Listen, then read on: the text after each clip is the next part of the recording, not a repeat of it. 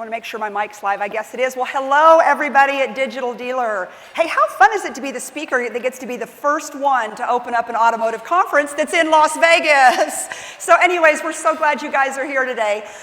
So the things we're going to talk about is dealership culture and how to set the change within your organization, because what we know, no matter what you sell, no matter what kind of cars you have, we know that we're not in the car business. I used to tell my people, we're in the people business. And so those are some of the things we're going to discuss today. I'm a former car dealer, so I was in the people business for a really long time, and so I feel your pain. I feel everybody's pain in the room. A really smart woman said a long time ago, when you walk with purpose, you collide with destiny. And that's what I want to talk about. I want to talk about building a purposeful, a purpose-driven organization. Because those are the organizations that withstand the tough times, the down markets, the recalls, all of the above, everything that we have to deal with as auto dealers.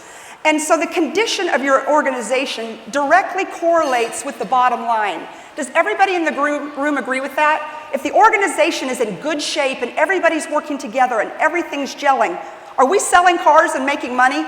Do we agree with that? Come on, guys. Yes, right?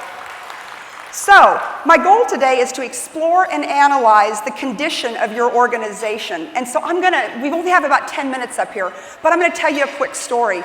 6 years ago, I was tasked to be one of the people within my organization to write a proposal to Chrysler about being the Fiat dealer in Austin, Texas. And so my piece to it was the people piece. How are we going to hire people? How are we going to find people to bring this great brand back to the United States? So I read a book, and it was called Delivering Happiness by Tony Hsieh, and it absolutely changed the trajectory of what I did as a car dealer. And what I realized is that it isn't what you sell, it's what you stand for. And I kind of needed to have it isn't what you sell, it's what you stand for, because if you guys remember, Fiat left the US the first time as Fix It Again, Tony. So I had to hang my hat on something, so I decided to hang it on the people. So taking this book, Delivering Happiness, my big takeaway is that Zappos and Fiat had kind of been in the same mix. They had great products, they had suffered some setbacks, because Zappos did, and Fiat also had some setbacks, but then they re-emerged as a great and fabulous brand. So it was a good roadmap for me as a car dealer to be able to guide the troops. So the one thing I'll tell you is that you've got to position yourself and your organization for not only financial success, but for cultural success. Because you see, people are hard to come by. Does everybody in this room agree? If we could always get the right people at the right time, would the car business now become easy? Do we agree? I would agree with that. So what I know is that truly great and inspired workplaces are the ones that are the most successful. So now I travel around the country and I talk to car dealers, and the first thing I ask the dealer, the employees, and the leadership team, and here's my question. Do you believe that what you do matters? Think about that question. Do you believe that what you do matters? Because you see, how do you build an organization that has a higher purpose if they don't believe that what they do matters? Think about the porter. Is what he or she does matter? The lot's got to be straight. The cars have got to be clean so that we can demo the cars. How about the receptionist? Does it matter? It all matters. And so that's where I would like to recommend that you guys talk to your organizations and make sure that they believe that what they do matters every single day. So research says that organizations that have a higher purpose are the longest lasting and the most fulfilling.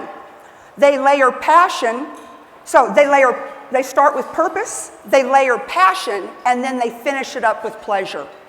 Has anybody in here read the book Good to Great? Yes. Okay, so one of the things that they talk about in the book is that there's 3 takeaways for you guys to go back to your organizations with. People have to feel perceived progress. Does that make sense? People have to feel like they're moving forward every single day. So what do as a dealer? You celebrate the wins, the big ones and the small ones. Number 2, it's connectedness. We spend more time in our dealerships than we do at home. Do we all agree with that? So why not build an organization? Because research tells us if people are friends in the organization, it isn't about, they tend to stay longer and they're more engaged. So happiness does not come from within, it comes from between. Number 3 is vision and meaning. Anybody read the book Good to Great? Nobody in this room? Okay, so a company with a higher purpose that is beyond money, that is beyond being number 1 in their respective industries, beyond a financial statement. A company that truly has purpose, that has a mission statement like what I had at Fiat of Austin. It doesn't matter what you sell, it's what you stand for as an organization. So in Good to Great, the companies that have a higher purpose, those are the companies, those are the great companies, and they are separated from the companies that are just good. So I'll take you down the Zappos road really quick because I was so obsessed with the Zappos mission because they were so, they have such a high retention rate. And at the end of the day, whether you're selling shoes or you're selling cars or whatever you're selling a product, but it's all about your people. And so Zappos' mission statement is to live and to deliver wow. So to live and deliver wow. So what is wow? So to live is their culture. They're going to deliver wow to each other. And to deliver wow is to their customers. Imagine as car dealers, if our mission statement could be that easy. To live and deliver wow. It would probably be a lot easier to hire, train, and retain that rock star talent we're always looking for. So I'm going to give you real quick, I'm checking time here, but the 10 core values that Zappos has. Now, funny story, after I read the book, did the proposal, I decided, well, how would Zappos ever find out if I hijacked their 10 core statements? And so I did, and I even put them on the door of the dealership. Well, how they found out is I ended up meeting the leaders from Zappos, and they came to my dealership to do some filming on this dealership that had won Best Workplace Awards based on the Zappos book.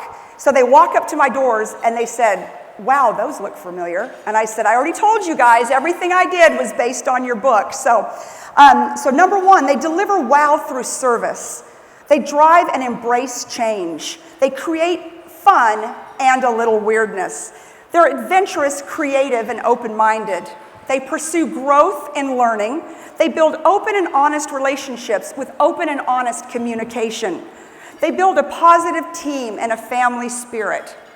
They do more with less. And I'll tell you, that one really stood out to me back in 2012 when we broke the world sales record in a 6,000 square foot dealership in a shopping center in Austin, Texas. But month in and month out, between new and used, we were delivering 120 to 130 cars with no service drive, no parking lot, no lot, cars 30 miles away. You see, my team did more with less. But because that is what we framed them up to do from day one, when I stole Zappos' mission statement, or core beliefs, that wasn't weird to them. We did more with less. And then number 9 is to be passionate and to be determined. You've got to find people that love what they do and they do what they love every single day. But I'm going to tell everybody in this room, it starts with the leaders. You've got to love what you do every single day because you see everyone's watching you. I've told my team for years, you don't have the luxury of not showing up well.